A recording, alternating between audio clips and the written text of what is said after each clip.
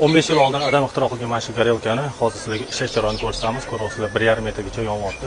Tabiiy gaz narxi kundan kun oshib borayotganligi sabab faqat O'zbekiston unik viloyat emas, даже boshqa davlatlardan olib ketishyapti. Bu горелкani esa Qirg'izistonga yasab berdik. Bu горелкamiz 3 xil moyda yonadi. Hozir atrobotka, mazut va pechni to'pliva moylarida yoqishini ko'rsatamiz. Hozir birinchisi bu atrobotka. Горелкani yoqib olish juda ham oson. O'zi oddiy kichkina propan горелkalarda ham yoqsa bo'ladi. Hozir bizda u bo'lmagani uchun rezakda yoqib ko'rsatamiz. Yo'rovkasi bor. Bittasi moy 2, bittasi havoni podachasi. Hozir moy 2 nazgina ochdik. Ko'ryapsizlar, tomishib boshladi. Demak, havoni ham ochib, sirazi ichiga olov yoqsak, o'sha sirazi yonish boshlaydi. Bu горелкаning yonishini esa просто tomosha qilinglar.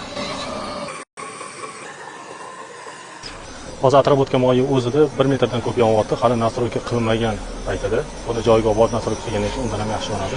Keyingi moyimiz esa mazut. Buni ozgina bir 50 gram mazut qo'yamiz, o'zi sizlarga ko'rsatishga yetadi. Mazutda esa atrobotga qaraganda bir 30-40% ga uzunroq, 2 gradus ham ko'proq bo'ladi. Rasxod o'sha. Uchinchi eksperiment moyimiz esa bu pechni to'pliva.